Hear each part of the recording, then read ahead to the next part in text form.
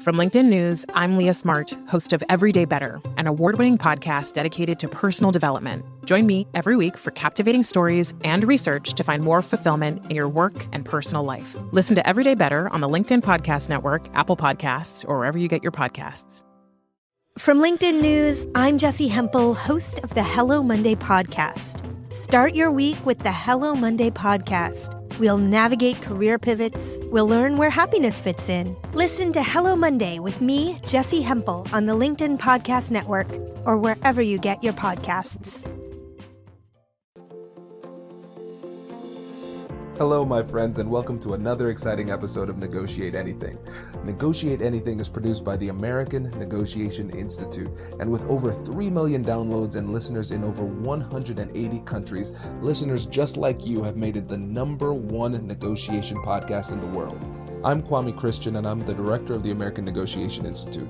We're growing, and I want to introduce you to our new team members and new trainers.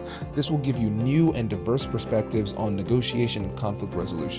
And that's why Shane Martin, our head of sales and partnerships, is going to serve as co-host of the show from time to time. We're excited to continue to provide you with the best content that will help to make your difficult conversations easier, both at work and at home. Lastly, our team conducts negotiation and conflict resolution trainings in the United States and abroad. Our trainings will give you the practical skills you need to resolve conflict, negotiate, lead, and persuade with confidence. Click the link in the description below to learn more about how we can make your difficult conversations easier. Patrick, thanks for joining us today. It's great to be here. Thanks for having me. Hey, it's my pleasure. Well, how about we start off by telling the audience a little bit about yourself and what you do? Sure. So by day, I'm a venture capitalist. I invest in companies in the United States and Latin America, but I'm also known as the guy who invented the term FOMO, which is short for fear of missing out. I invented that nearly 20 years ago now.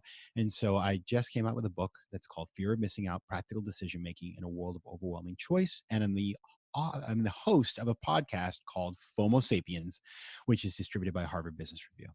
Fantastic. Yeah, we're excited to have you because I think this book is necessary now more than ever when we're overwhelmed by choice and there are a lot of big decisions that we need to make. And so I'm excited to give the listeners some really robust and powerful frameworks to help them to make better decisions.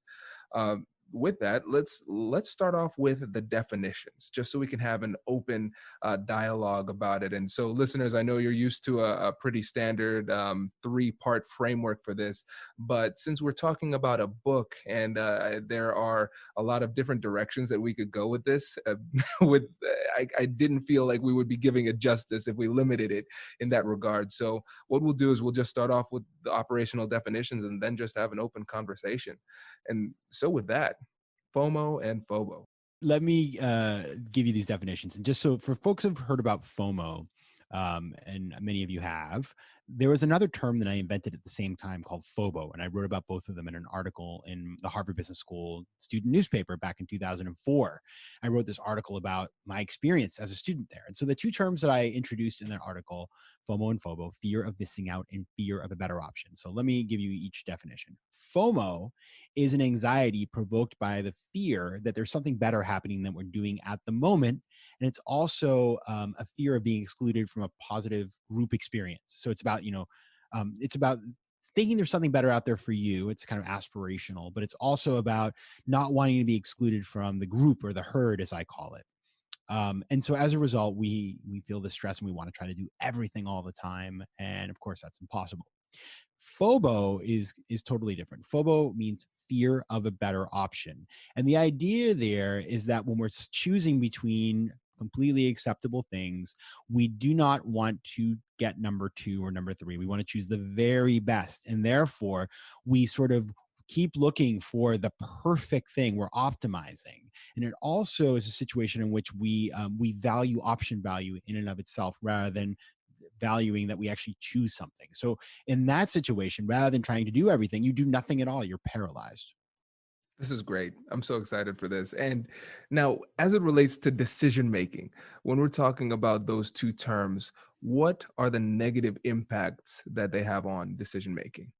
Yeah, so let's take each one of them one by one. Let's start with FOMO. So when you're feeling FOMO, As you might recall from the definition I just gave, it's the perception that there's something better out there. Perception can be deception. It may be that this is a classic example. You go on social media and you see some person's life, their job, their vacation, whatever that is, and you start to think, well, okay, that looks so much better than what I'm doing right now. Now you have no way of knowing if it's better. If you had perfect information, that would be a different thing. But here you have this information asymmetry, and you are filling the gap between reality and whatever is going on in your head with a bunch of projection and a bunch of sort of just air, and that's what creates the anxiety. And so when it comes to making decisions, if you are looking at something and you have no idea actually if it lives up to what it's sort of billed as, then you can be making decisions based on bad data. And so, for example, you say you see somebody in there, they live in some community, it seems like everybody's moving to Denver. Okay. And you see that, oh, Denver looks so great. Well, unless you go there and live there, and you have no idea. And so it can cloud your decision-making. And unfortunately you can end up living somebody else's dream and not your own, or coveting somebody else's life, even if it's not actually going to make you happy. Now, on the FOBO side, it's even worse, because FOBO is a situation in which, we're waiting for that perfect thing to come along so that we have a decision that is made for us. It's like a riskless decision. But as we all know, there is no such thing as a perfect decision. You can never know. Again, information asymmetry, we don't know if something is going to be the best, right? And so as a result, we tend to delay decision making in hopes that somehow you'll have some new piece of data that'll make it easy to make that decision. And so really, that first of all, you delay decision making. Second of all, all of the other people around you who need you to decide, you frustrate them. But the thing that's really I've noticed that I think is particularly maybe not obvious but very damaging is that we make an assumption that when we're deciding and we have options, that somehow the longer we wait, we'll continue to add to our options. But in fact, you may lose some of those options. And so you might end up, if you wait too long, with no good options at all. Yeah, this makes a lot of sense. And what it sounds like to me is we almost have to come to terms with the imperfection that is in front of us when it comes to decision making, because like you said, I think you articulated it perfectly. We're looking for riskless decisions and we're looking for the perfect life, but neither of those exist. And so for people who are trying to make better decisions when it comes to those two terms in particular, what are some steps that they can take to improve their decision making process? Well, the good news is that it's in many instances much easier than it may seem to overcome these two things. So one of the important things that I talk about in the book, and I also made a TED video called How to Make Faster Decisions, is that when we have FOMO and FOBO, because there's all of this emotion and stress, we tend to feel like even the small decisions in life, they gain this sort of increased importance. And so therefore, like you go on Netflix, right? Netflix, there's 7,000 choices, and it's not an important decision, but if you're trying to make a decision about what you're going to watch on TV, it can take up a lot of time and energy. And that is terrible and a waste of your time, right? Treat yourself better than that. And so therefore, the first step to doing this is to basically, what I like to say is there's only 3 types of decisions in life: high stakes, low stakes, and no stakes. So high stakes decisions are things that they're important. They're going to have long-term implications on your health, your wealth, your family. It's like, where do you live? Who do you marry? Where do you work? Those are the things that really require you to put in a lot of time and effort because you want to get it right. Low stake things are things that you probably won't remember having made the decision in about a month. And it's sort of like which sofa, which printer, these kinds of things that they require some thinking. It's not that you just sort of willy-nilly decide anything, but they're not the kinds of things that you want to spend tons of time on. And the final one is the no stakes decision. That's something you won't remember having decided in a couple of days. Like, what should I have for breakfast, or which socks should I wear? Things, they just don't matter. And so the first step to overcoming FOMO and FOBO is, when it comes to low stakes and no stakes decisions, you must outsource them. So what I do, for example, with no stakes decisions, it's like, should I have the chicken or the fish? if I can't decide, and by the way, most of these decisions you'll decide without having any issues, but we all know that we spend some time on these things once in a while. We get stuck. And so rather than get stuck and delay and spend time on things that don't matter, I outsource, for example, to my watch. So I actually will, if I can't decide, should I go for a run today or not? That's a classic one. I look down at my watch. The left side is a yes. The right side is a no. I see where the second hand is, and then decision is made for me. And I have been doing this for 20 years. And it's basically, it simplifies your life and it takes you out of the equation because you're the one who's injecting the drama into something that is inconsequential. And so, that's going to be different for every person. It sort of reminds me of with the classic Steve Jobs strategy of, wearing the same clothes every day. Well, for him, that was a no stakes decision. If you're a fashionista, obviously you would not outsource that to your watch, but it's that kind of thinking that allows you the space to deal with the bigger things in life. Absolutely. And for you listeners out there, I'll tell you this, for me, that's my 5-star point of the podcast episode, Patrick, because I think you just saved me over the course of my life a lot of time. Oh yeah. I'm realizing that I'm spending a lot of time making bad decisions. And as you were talking, we're not bad decisions, inefficient decisions. Mm-hmm. Because as we were talking, I'm sure you noticed a few times I was just smiling because I knew, oh my gosh, I wish I had this interview yesterday, because I spent about 20 minutes with my wife trying to figure out what we were going to watch on Netflix, and we ended up not doing anything and just doing work and checking emails instead. And so this is incredible, and I really like the idea of distinguishing between high stakes, low stakes, and no stakes, because when you think about it, you're absolutely right. Low stakes and no stakes, we're not going to remember that. And I think that's really the key to analyzing a lot of our human experiences, memories, because the lived experience is only as important as it, when you consider it over the course of our entire life, looking backwards in retrospect. And so, it helps us to make better decisions in general, because now we're allocating mental energy where it's most needed on the high stakes decisions. Does your company invest in professional development training? If you believe that your team would benefit from a negotiation workshop, all you need to do is go to our website, fill out the workshop request form, and then we'll set up a time to chat. These workshops are completely customizable, and we've done them all around the country. Negotiation and conflict resolution skills are beneficial across all professions, but they're especially useful in procurement, purchasing, sales, sourcing, and contract management. Our calendar is filling up quickly, and we even have some workshops scheduled for next year. If you think you might want one, I'd suggest reaching out soon so you don't miss out. Check out the link in the description to learn more. And now, back to the show. Brace the rudders! Raise the sails! Raise the sails! Captain, an unidentified ship is approaching. Over. Roger. Wait, is that an enterprise sales solution? Reach sales professionals, not professional sailors. With LinkedIn ads, you can target the right people by industry, job title, and more. We'll even give you a $100 credit on your next campaign. Get started today at linkedin.com/marketer. Terms and conditions apply. Precisely. And, it's funny. I'm glad that this has resonated with you, because when I first started talking about, I've been doing Ask the Watch since I was a freshman in college. So it's just something that it's been like a life hack that I found really powerful. But then as I told people about it, they seemed to resonate. And so when I started writing about it, I remember thinking like, people aren't going to take me seriously, because this just seems like so simple that it's almost like it's like, well, it doesn't take, a PhD to come up with that one, Sonny boy, right? But the thing is that it's one that people love the most, because you can try it out in an hour and you can see it works for you.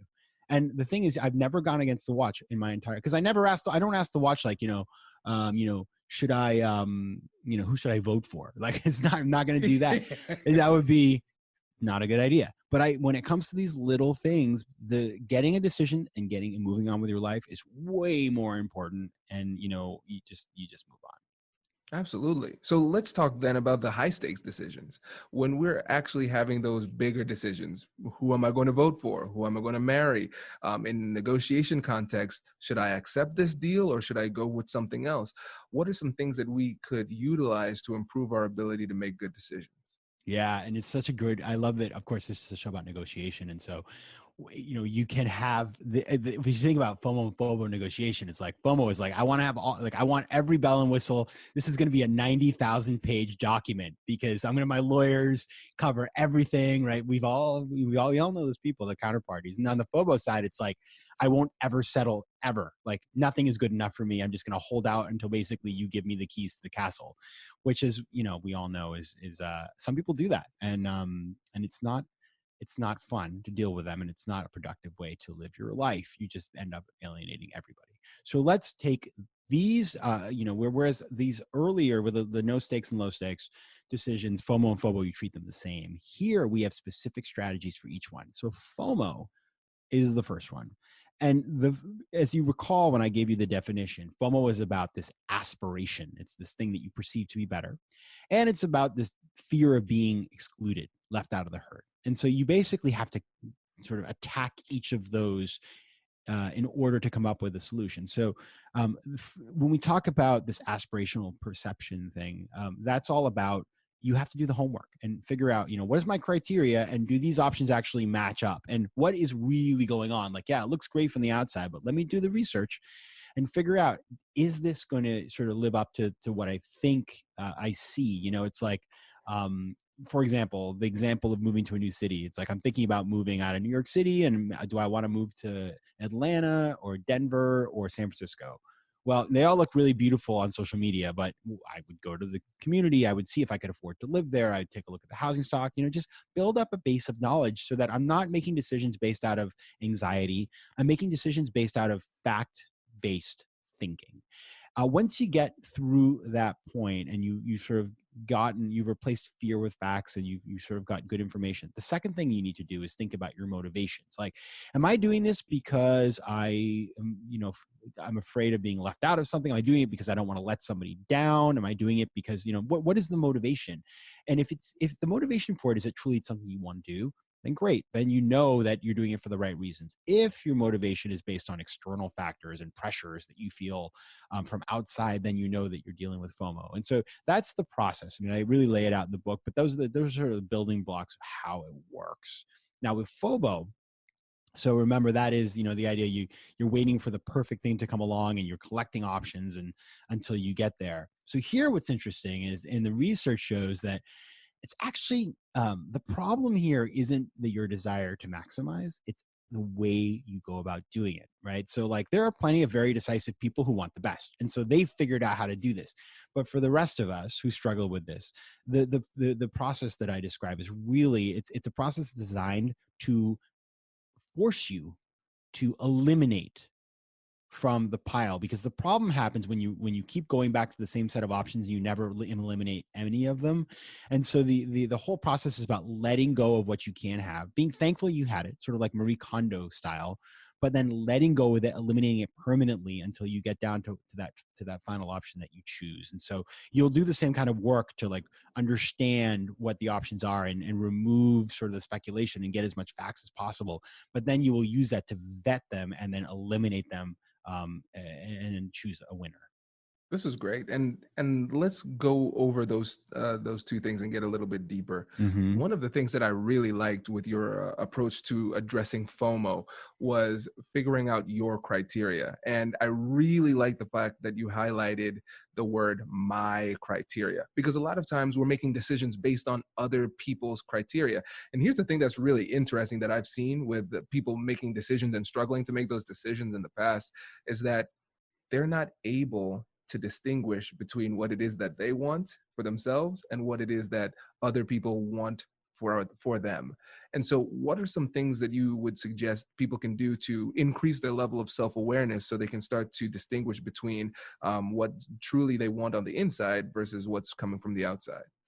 It's such a good question. And one of the things that I think is very powerful that I recommend and that I do myself is I always put it to paper. I always, when we're thinking in our heads, you go for that walk and you're running around thinking, that's great. And it's necessary, but it's unstructured. And you would never, for example, go into a meeting at work and just blurt out a bunch of ideas. No, you come in with a PowerPoint deck or the memo, right? And so similarly, you have to hold yourself accountable when it comes to figuring out what you want. And what's incredible about paper and writing, and it doesn't have to be printed up, but on screen, is that when you commit something to writing, it's very hard to sell a bad argument, right? It's just like you read it and you're like, this is completely illogical.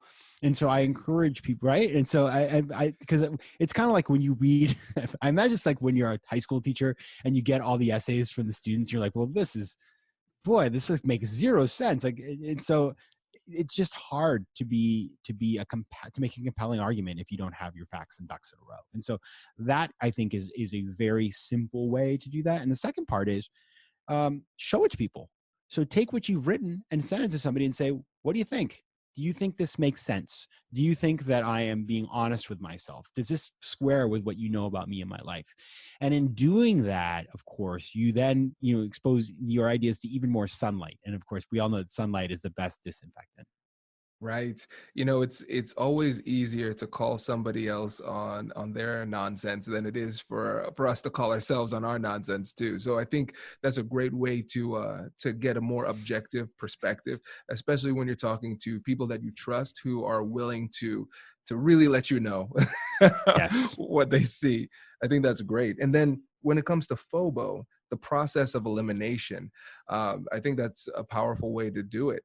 And so one of the things that potentially could happen is that people say, all right, Patrick, I see what you're saying. All right, so what I'm going to do is I'm going to eliminate options and eventually make the right one. But then maybe what ends up happening is they still try to cling on to that FOBO by doing this very, very slowly in the hopes that something comes up and like some divine inspiration or something happens. And so for those people who try to follow your advice but do it slowly, do you have any specific tips for them? Yeah, well, those people, we really need to help them out. I think it comes down to some of the same stuff. So again, I encourage you to commit it to paper. And then if you are having trouble, so one of the reasons why you have FOBO is because this is something that it's a learned behavior, right? And so you may get stuck. And so again, you got to call in the cavalry. You got to get help. But this is where it's kind of interesting. So you could actually self-sabotage by asking 50 people. Right. And then it's like you get a million different perspectives and that gets you in trouble. So what I tell people is 5 people maximum, 5 or 3, odd number, they can break the tie. You just bring in other people because think about, I think about my decision-making processes in business. So I've worked in private equity firms and venture capital firms making investments. We have committees. And committees are great because you bring in, sometimes people say stupid things and it's annoying and you're like, like, where is your head at? Did you read the memo I wrote? Right. There's those people, but in general, it's like, oh, wow, what a great idea. Your perspective, you push back on me. Oh, you saw a different angle that I missed. And so therefore you get a better sort of outcome. And so I encourage people to do the same thing. Go to people, don't just go to anybody, go to people who you think are particularly, well-versed. So for example, if I were choosing college, like in high school, I knew where I wanted to go. I didn't struggle. I was like, I'm going to Georgetown, nothing. But had I not gone in and was choosing other schools, I would have, the right thing to do, of course, and this is obvious, is like, go talk to people who went to the school. Right. And so that can be apply that same sort of thinking, it's great to just have advice from people who know you and care about you. But if they don't have domain expertise, like they're not the best people. You want people who are dispassionate, but are knowledge-based. That's great. Ooh, I really like that approach. I really like that approach. And so when it comes to flipping this, so we have FOMO and FOBO, now we can make better decisions. Now, from the perspective of a negotiation or a persuasive process, how can we use those same terms for persuasive purposes? Yeah. And it's this is the part that I never thought about when I was a student writing about this, right? Because, I just thought it was a kind of a satirical article. But then as you get into the world and you're doing, negotiating like a business transaction, for example, and I always say that venture capital is like a game of foes because, the company wants to create FOMO. So the investor wants to invest in the company. And then the investor always wants a little more information. Like, oh, send me, next month's results. They want, because they want to like de-risk the investment by having more info. So it's this very funny dance that they do. And in fact, of course, in our broader world, like brands try to create FOMO. So we spend money on their products. Right. And then, And then other, people try to create FOMO by, for example, exploding offers that's all about creating FOMO. It's like, you have 5 days and then it's gone forever. Right. So you're like, oh my God, if, how will I, you are incented to make a decision. And so as I think about creating FOMO, it's really about, so there's a bunch of different ways to do this, but one of the ways to do it, and one of the ways that brands actually kind of get us, is to create social proof. So for example, when you think about like consumer brands, they always get the celebrity in there to make it look amazing, to like highlight the product. You can do that with the things you do. If you can get people to talk about it, endorse your product, if you can get your product placed somewhere, it's like the minute people see something in the grocery store, everybody thinks, all of a sudden that you're like a global corporation. And so thinking about in negotiation, how you can enhance the product, in that information asymmetry, you can use that to your advantage to make your sort of position look better or more tenable. Then you'll be at an advantage. Now, when it comes to FOMO, what you need to do is you need to create a set of conditions where people don't just try to hold out forever. And so let me give you a great example. I was investing in a company and they said, listen, here's the deal. The valuation of this company that you're investing in is $6 million for the next month. And then for the month after that, it's going to be 6.5. And then it goes up to 7. And so everybody invests on the last day of the month because they want to get the valuation. So it really creates an incentive for people to move. And so I think that's a helpful thing to do, is create boundaries for people. And you have to be willing to stick by those boundaries, of course. You can't say, oh, we said it was going to go to 7, but we're not going to stick to that. Of course, you have to stand by them. But it's a very powerful way to keep people from just hoarding options. Oh, that's great. I like that example. And so one of the things on our end, let's use that exact same example because I want to go deeper. So we put those boundaries, and then what if they say, but Patrick, I want to be a nice person. I could potentially say, listen, I said it was going to go up to 6.5, but listen, for you, out of a courtesy for you, I'm going to go ahead and keep it at 6 for you. Can you articulate to the listeners why not standing firm on that boundary is so important? Yeah, because what happens is people who have FOMO, I mean, maybe there could be a condition where you say, or an example where you say, well, listen, the reason the guy's internet was down, he couldn't send the money or whatever. And there are always special situations. But what I have found in my lived experience and in my research is that people who have FOMO, it's a condition, it's chronic. Their inability to commit is inside of their DNA. And therefore, you cannot show them mercy because you're just feeding into that behavior. And when they take you seriously, they won't do that to you again. And so You've just got to create that culture.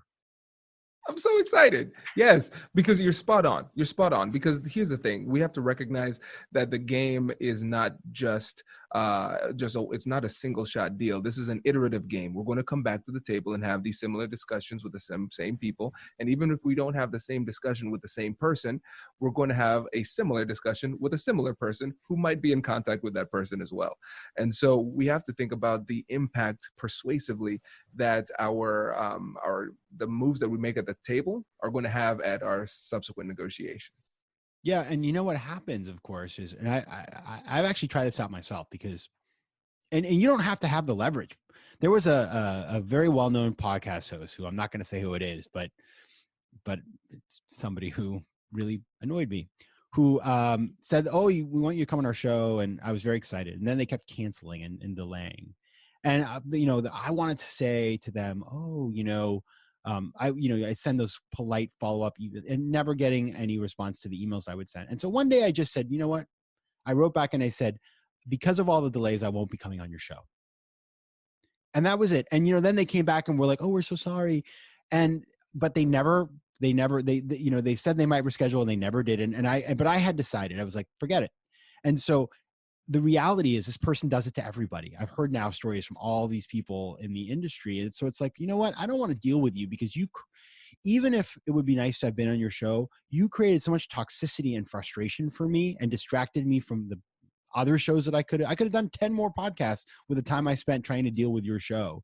I moved to vacation for this person. You know what I mean? So I know it was really an extreme case, but I'm just happy to know. And when second book came out, you know what I didn't do? I didn't go pitch that show because I knew it was a waste of my time. Right. And See, this is what's really interesting too, because it's not just about the objective outcomes as it relates to the particular deal. It's also about the psychological benefits that you get from being more decisive.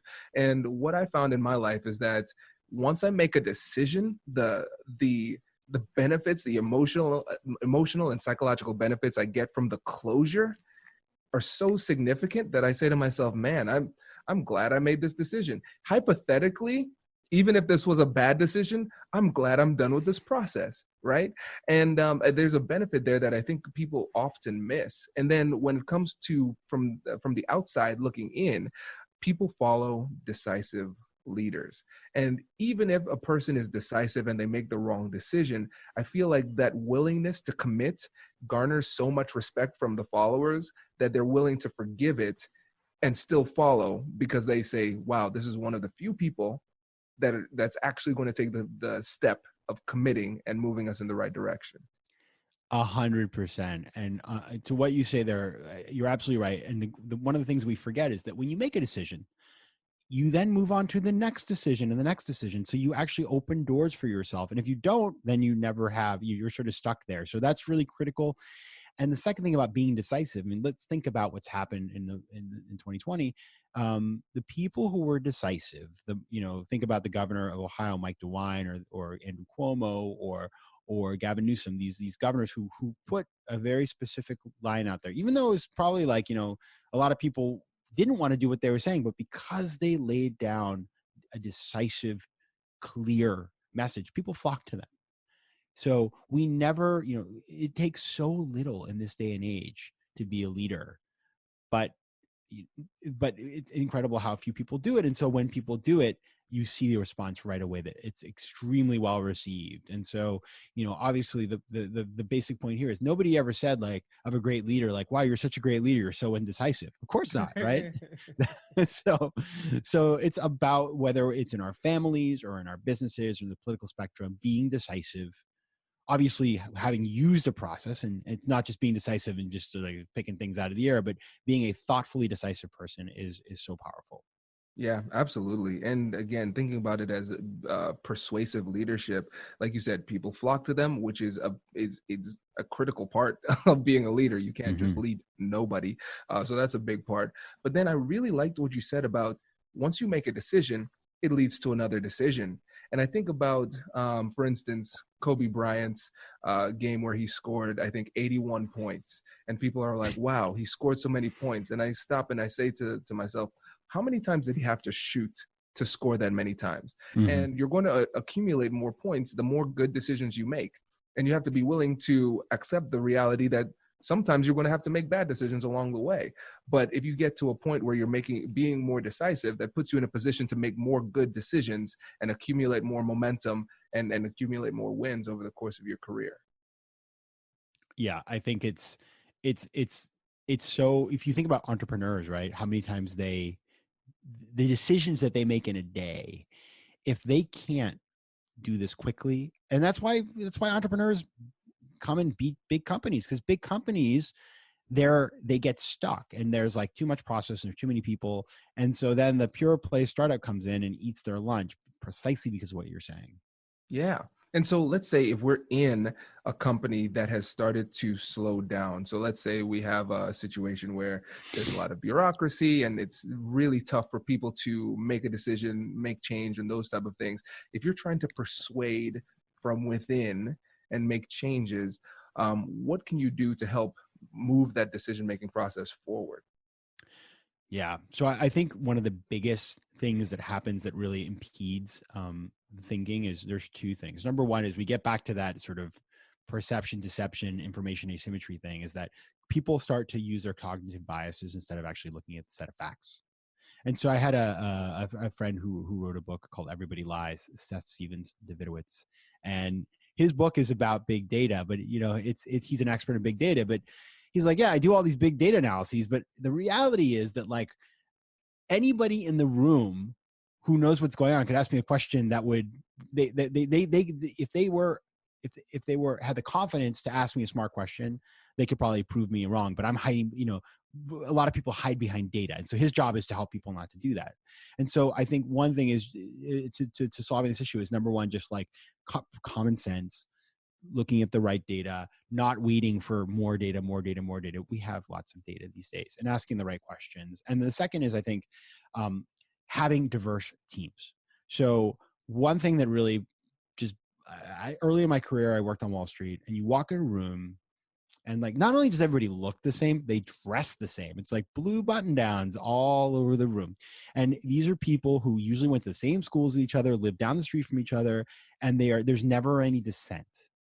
And as we know, like, that leads to decisions that are so narrow. And so, like, fill the room with people who are different than you. Have them challenge you. You know what I mean? And that is something that, like, it sounds so obvious, but like, look at the boards of America's leading companies. Like, how much diversity of thinking and lived experiences there? Not enough. And so I think it's something that, like, all of us need to just like recognize as just major room for improvement, because not only is it just the right thing to do, but also because we make better decisions when we have people around us who are different than us.